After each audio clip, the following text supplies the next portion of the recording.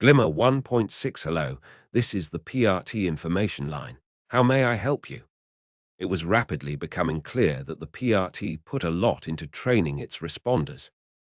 Also, I was spending too much of my time talking to them. Hi, I said, drumming my fingers idly on the table as Dad watched me from across it. I'm Anita. I want to talk about joining the wards. Oh, the responder sounded excited, and I didn't blame her. I doubted calls like this came in often. Well, I'll let Director Piggott know immediately. Procedure for a new parahuman joining the wards is to have a minimum of one in-person interview here at PRT HQ. When can you have that meeting? Today, if possible, I said. Any time works. Are you not in school? I took the day off for this, I said. My dad gave permission. So he knows about your identity, the responder asked rhetorically. That's good. We require parental permission to accept a parahuman into the wards in most cases. I figured, I told her. Can the director meet me today? I've already sent her a message, the responder said. If you'd like, I can call you back. Oh, wait, I've got a response. Yes, she can meet you. How does 9 a.m. sound? An hour and a half from now. That sounds fine, I said. I'll be there. Should I bring my dad? And should I come in costume? Ideally, you should bring your costume but enter HQ out of it, said the responder promptly. That way, no one can connect you to the guardian who's bringing you. You can change inside. I can't carry my armor around. It's too bulky. Will they be able to get it out of the car? Oh, of course, the responder said quickly. I'll have PRT officers waiting at which ferry would you rather take?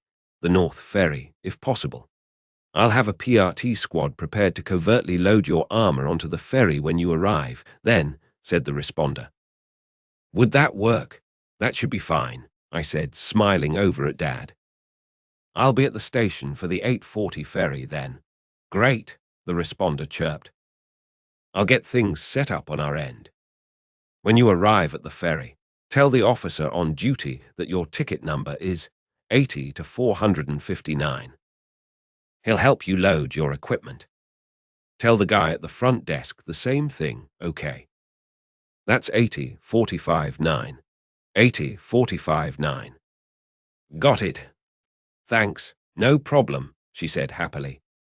Good luck on your admission to the wards, Anita.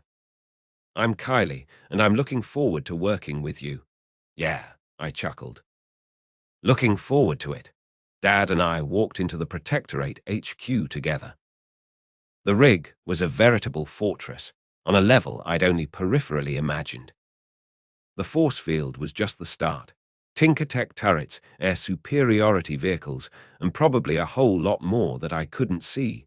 Honestly, I was a little jealous.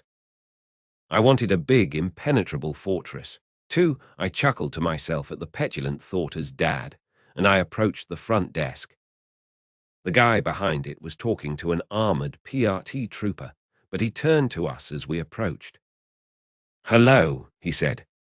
How can I help you? Hi, I said. My ticket number's 80 to 459.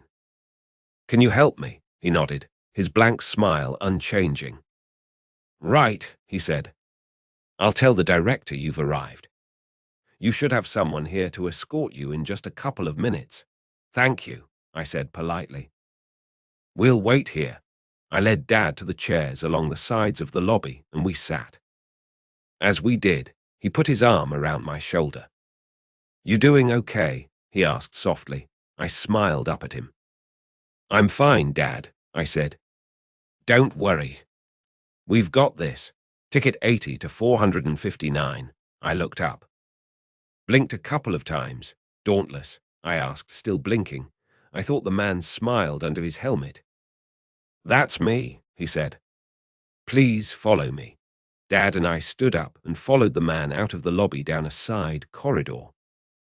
As soon as the automatic door slid shut behind us, he turned to me. Okay, Anita, he said, before we continue, I've got to tell you a couple things. All right, I said, slightly stiff. He grinned under his helmet. I could tell because the fabric that covered his mouth shifted. Nothing bad, don't worry, he said. First, because you're a known master, the base was put into level 0M/S. That's master/stranger, by the way. Lockdown the moment we got confirmation you'd walked in. You understand? I nodded. Of course, I knew that I couldn't master anyone right now without Villia, but they didn't, nor did they need to. Second, Dauntless continued, every single person who was made aware of the connection between ticket 80 to 459 and the Cape Anata has already signed an NDA. Unless the PRT or Protectorate has a leak, that information is not leaving this base unless you get a kill order on you at some point in the future. Which, seeing as you're a hero, is unlikely. I nodded. Thank you for telling me, I said. I appreciate the measures you're taking to maintain our privacy. He chuckled. We've all been there, he said. Two identities are hard to keep track of as it is. No need to make it harder on our wards. The important thing is that those NDAs are not contingent on you joining the wards. You're free to walk out at any time, and no one can reveal your identity legally. You understand? I do. Great. He clapped his hands. Now, do either of you have any questions? I have one, Dad said. No one's asked our names, I notice. Is that another privacy thing? Dauntless nodded. A name's probably a better way of finding someone than just a facial profile, he said. The less we know, the better, until such time as your daughter, no, don't tell me, decides to unmask to us if she does. So no, I'm not going to ask your name or hers. From my perspective, she's Anata, and you're Anata's guardian, and that's it. Okay, Dad said. That makes sense. It must get hectic sometimes. It's been worse before, Dauntless confided. Sometimes, when a new tinker is recruited, we need to close a whole road to get their stuff moved in. Anata seems to be traveling light, for which we're grateful. I chuckled. Okay, I have one now, I said. Why did I need to bring my costume at all? If I'm already mostly unmasked to a couple of you, why not the director and arms master? I mean, because why should you? Dauntless shrugged. I think it's mostly a legal thing. The PRT directors have to report everything back to the chief director's office in DC, so Pigott doesn't want to know about your identity unless you decide to join up. This means that she doesn't have to have an extra clause in her contract, basically. Besides, he added conspiratorially, I think it's part of the recruitment pitch. They let you meet with them in costume so you're comfortable when they make the offer. That latter sounded like a much more likely explanation to me. Surely that's a bit dangerous, though, I asked. What if a cape used the admissions procedure to get a shot at the director or arms master? Dauntless raised an eyebrow at me. Careful asking questions like that, Anata, he said lightly. Wouldn't want us getting suspicious. To answer your question, though, the office you'll be meeting them in is on a hair trigger to flood with containment foam if you make a threatening move. Obviously, it's not safe, because this is capes we're talking about, but it's not exactly a prime shot at the director either. Fair enough, I said. Oh, I'm not planning to assassinate the director. Just in case you were wondering, he laughed. I wasn't, he said, but thanks for letting me know. Come on, your costume's this way. He led us down the corridor and into a small room. On a counter against one wall, my armor was laid out. Do you need us to step out? Dauntless asked politely. Nah, I said. I'll put it on over my clothes. Just give me a moment. Piece by piece, the bright mithril armor covered my scrawny frame. Piece by piece, Taylor dropped away, and Anata came to the fore. First the boots, then the thighs, then the tassets and plateskirt, then the chest plate and back plate. Then I slipped my arms into the upper arm guards, and then the lower arm guards. I still didn't have my gauntlets. Fuck! I gathered up my hair deftly and slipped it through the hole in the back of my helmet, then took up eglos in my right hand. I turned back to Dauntless and Dad.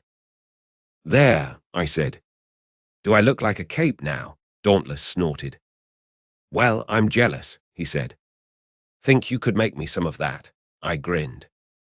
"Maybe," I said. "We'll talk about it once I'm a ward." "Now what?" "Now," he said. "I take you to the director's office. You're going to have to leave the spear outside, I'm sorry to say." I figured.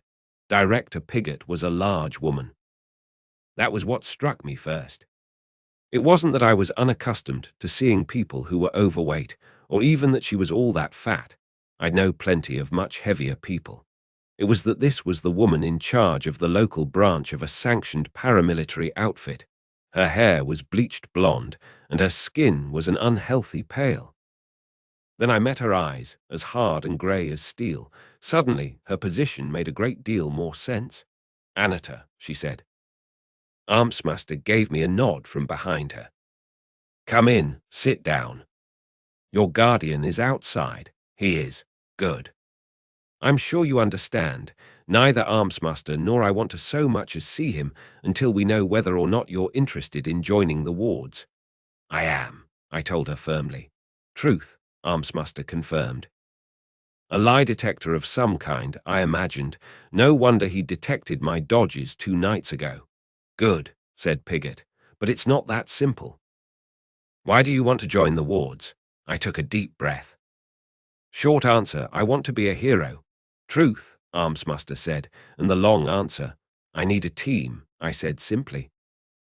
"I need a team of people who I can trust to have my back, because my powers are made for group work.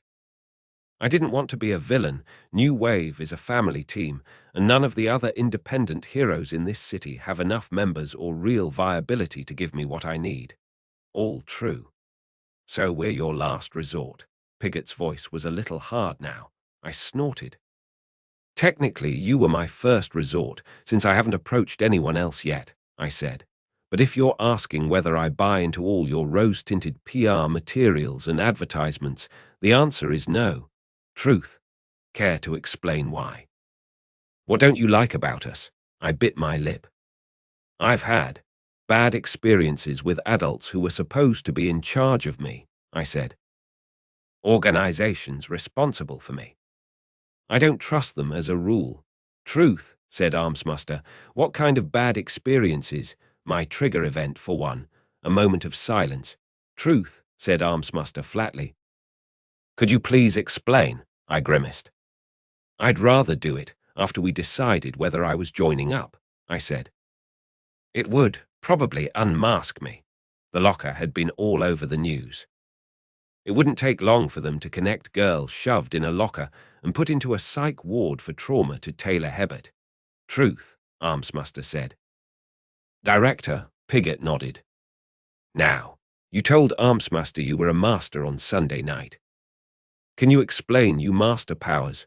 The first thing you need to know about my powers," I said, "is that they are modular. I can't use more than one set of powers at a time, and I can't switch in the field. Not without setting something up that I haven't done yet. A pouch to hold my rings might have worked, but it might also have been an easy target, and the idea of Lung getting his hands on a ring of power because I'd been careless and it fell off my belt sent a chill down my spine. I can, however, give my modules to my allies. Or I should be able to. I haven't tried yet. And I don't want to until I really trust someone. Personally, they're not small powers." I cleared my throat awkwardly. "So, if as part of my contract I'll be expected to hand those out to people whenever I'm ordered to, that's going to be a deal-breaker." "All true," Armsmaster said. "The contract is negotiable," Pigott said. "We'll get to that later. One of your modules contains the master power you used." I nodded. "By the way, did you recover the guy?" "We did not, unfortunately," Pigott said shortly. "We believe the ABB retrieved him." I grimaced. "Damn," I said. "I told him he'd be released if they got him too, but I hope he doesn't get too badly hurt over this." "Truth," said Armsmaster evenly. I figured, Pigott told him, and her voice was dry. Can you give us any details about how your master ability works? I nodded. I can dominate weak wills, I said. I basically put myself into a contest of wills with my target. I doubt I'd be able to master either of you, but an ABB gangbanger who's gotten used to just obeying Lung and never thinking for himself was easy pickings. Truth, Armsmaster confirmed. We'll decide on what rating to give that later, Pigott said. Is that all that module can do? Not even close, I said through a huffed laugh. Elemental control, pyrokinetics, aerokinetics, that kind of thing, minor precognition. Probably a couple other things I haven't tested. The module's powers come to me when I need them, and I already kind of know how to use them. All true. Is that the module you're using now? No, I said. Right now, I'm using one which gives me and my allies protection from master abilities and from despair, as well as enhancing my strength and giving me a sort of inverse stranger power that demands respect. Truth. Pigott exhaled a long breath. Jesus, she muttered. You realize you sound like Eidolon right now, don't you? I blinked. What? I asked blankly. Then I thought about it. Oh, hell. How many of these modules do you have? 3, I said. But I can add more. I've got plans for 2019 in my head. 16 more, mostly true. 19 is a lie. 20 then, I grimaced. I don't like the last one. True? Plans? Pigott asked sharply. Are you a tinker then? I nodded slowly. Yeah. Like I said, I can theoretically give my modules out to other people. That's because they're made with my tinker ability. Tinker 8, said Armsmaster flatly. At minimum. Also true. High tinker at the least, Pigott agreed. Well, you certainly aren't a minor player, are you? On my own, I asked. I'm just another fairly strong cape. With a team, I can be a massive boost. I want to use that to help the heroes. And that's good, Pigott said. You'll have to run through intensive vetting, obviously, but that can be done after we sign you up as a trial ward. Intensive vetting? I asked. Master/stranger screening, non-disclosure agreements, and a more security-oriented interview with Armsmaster, Pigott explained. But for now, if you're still willing, we'd be happy to accept you into the wards program as a trial member. I am. Trial member, Pigott nodded. You'll be allowed to be a member of the wards for a trial period of 1 week, during which we'll allow you to take part in all wards activities before you actually have to sign the contract. We'll give you the contract immediately so you can look it over in the meantime. I didn't know that trial period existed, I said, surprised. Why isn't it more public? Pigott smiled wryly. Several reasons, the most pressing of which is that it's recent. It was only put into place by Chief Director Costa Brown a few weeks ago. Fair enough, I said. Do I still have to unmask to you? Pigott nodded. We can't get you in the system otherwise, she said. You're willing? Yes, good. Armsmaster, please let her guardian in here. Armsmaster nodded, came around the desk, and opened the door behind me. I turned to watch as Dad came in. He smiled at me, but he looked a little worried. You okay, kiddo? Fine, I said gently. Don't worry about me. Nothing worse than I expected. Please, sir, sit down, Pigott said. Dad approached. Armsmaster shut the door behind him and came around to his old position behind the director. Now, Anita, Pigott said. If you're ready, I nodded, brought both hands up to my temples, and pulled off the helmet. Hi, I said, smiling slightly self-consciously. I'm Taylor Hebert, Danny Hebert, my dad introduced. Pigott nodded.